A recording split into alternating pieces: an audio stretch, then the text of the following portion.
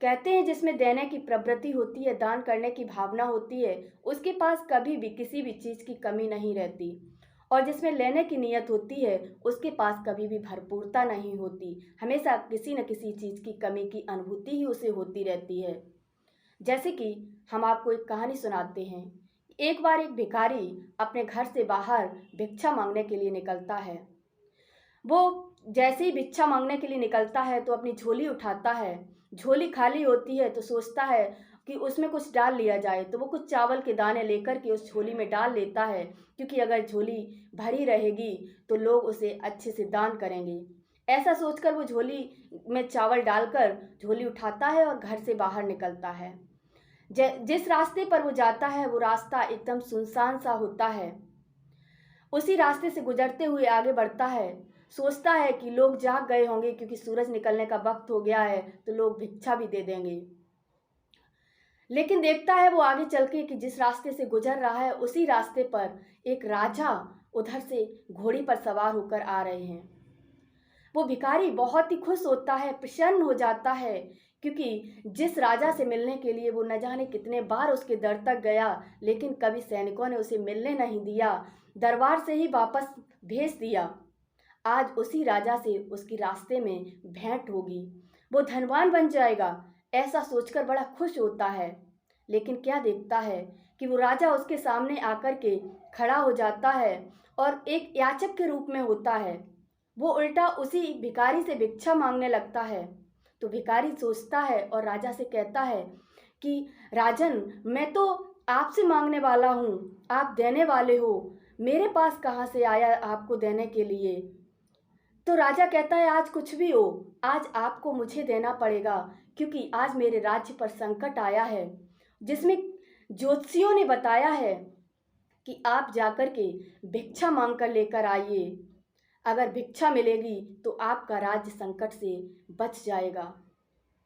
जब राजा ऐसा कहता है तो वो भिखारी जो होता है वो बड़े अफसोस के साथ अपनी झोली में हाथ डालता है और एक चावल का दाना निकालकर उस राजा को दे देता है। राजा खुशी खुशी से उस एक दाने को लेकर आगे बढ़ता है। उसे बहुत से लोग मिलते हैं राजा को, और सब खुशी खुशी से दान करते हैं, लेकिन वो भिखारी जो एक चावल का दाना दिया था उसी को देने के लिए अब वो बार बार सोच रहा है, पश्चाताप कर रहा है कि उसने एक दाना भी क्यों दे दिया। पश्चाताप करते करते वो भीख मांगते हुए आगे बढ़ता है और घर पहुंचता है। घर में पत्नी जब झोली को खोलती है तो उसमें देखती है कि चावल का एक दाना है जो कि सोने का है।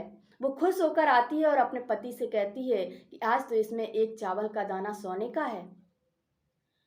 तो भिखारी जैसे ही ये बात सुनता है तो जोर जोर से रोने लगता है और पश्चाताप करने लगता है। सोचता है अगर उसने सारे चावल के दाने दे दिए होते तो आज उसके पास बहुत सारे चावल के दाने सोने के बन गए होते।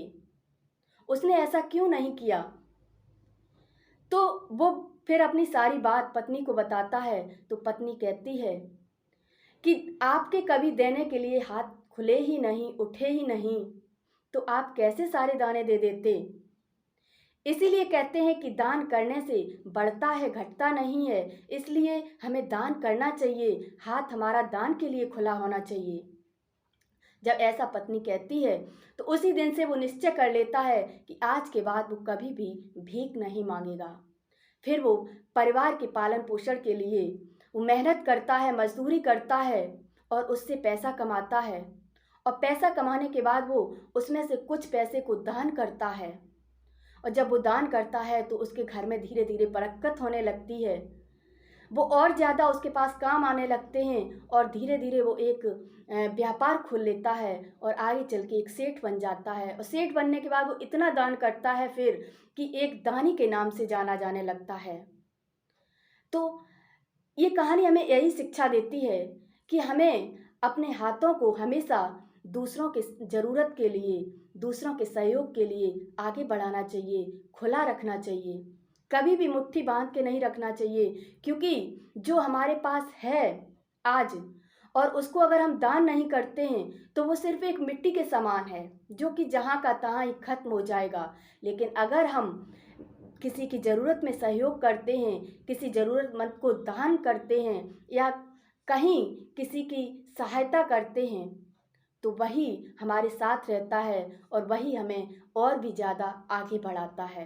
तो इसलिए हमेशा दान की प्रवृत्ति को अपने आप में जीवित रखिए, दान करते रहिए। हमारी ये भारतीय संस्कृति की परंपरा है, उस परंपरा को बनाए रखिए। धन्यवाद।